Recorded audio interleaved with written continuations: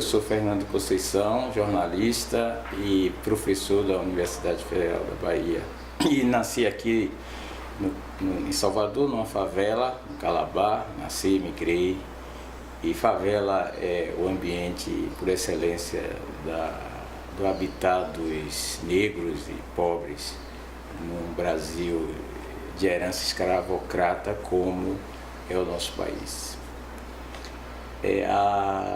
Eu sempre tive essa compreensão a partir de uma certa idade, da adolescência, de que a luta social que tínhamos que desenvolver até para evitar que o poder imobiliário, a especulação e o governo ditatorial da época expulsasse os moradores dessa comunidade chamada Calabar, passava pelo debate racial do Brasil, o étnico.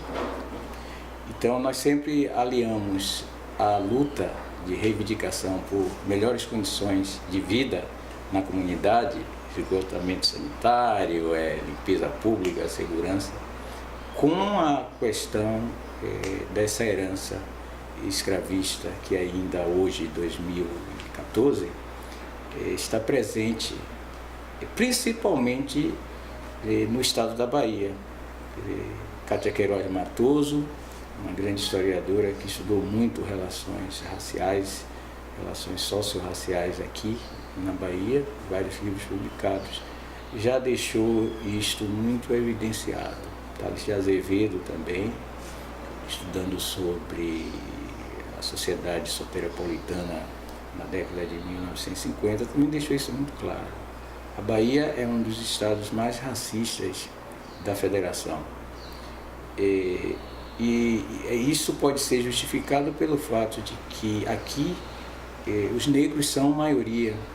Portanto, a vigilância sobre eles, a corrente sobre eles, não só a corrente física, mas mental, é muito mais forte do que em outros estados no qual ele não é a maioria.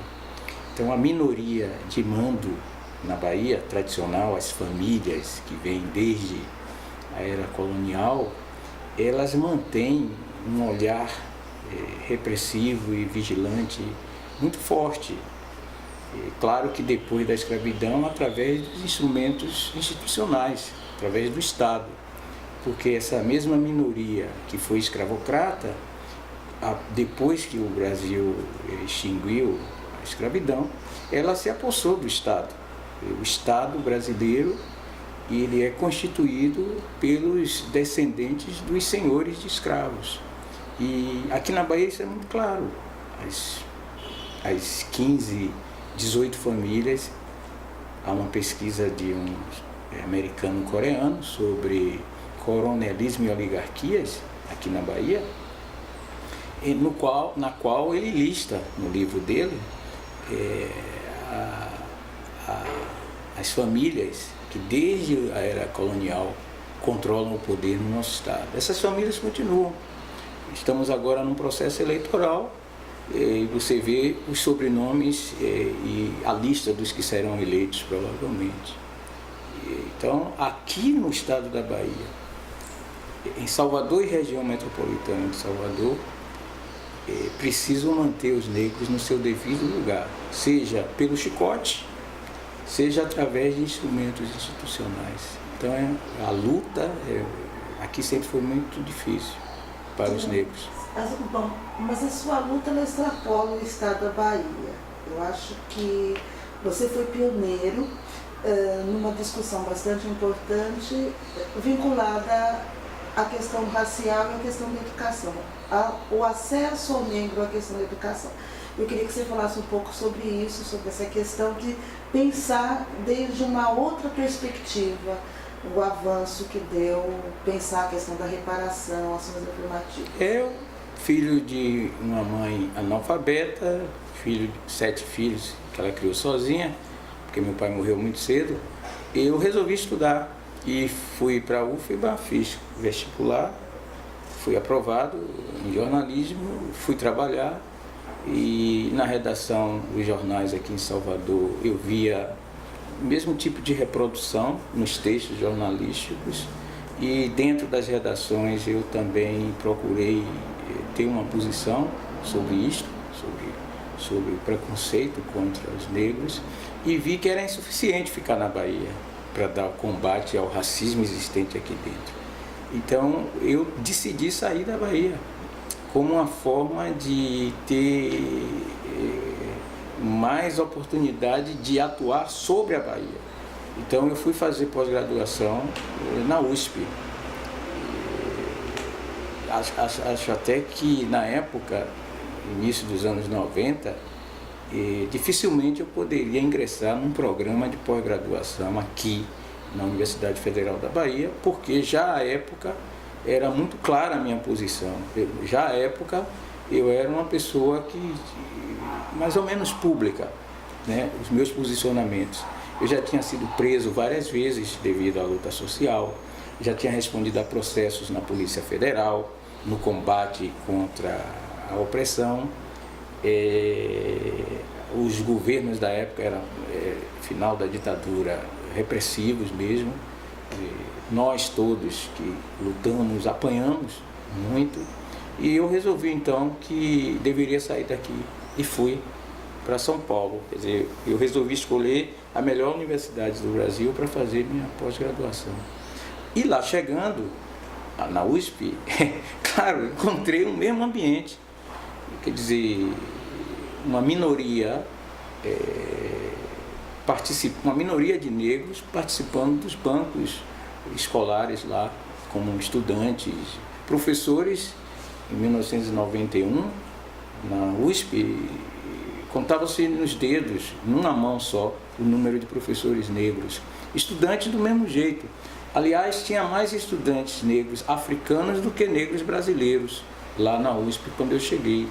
Existia lá um núcleo de consciência negra que estava desativado.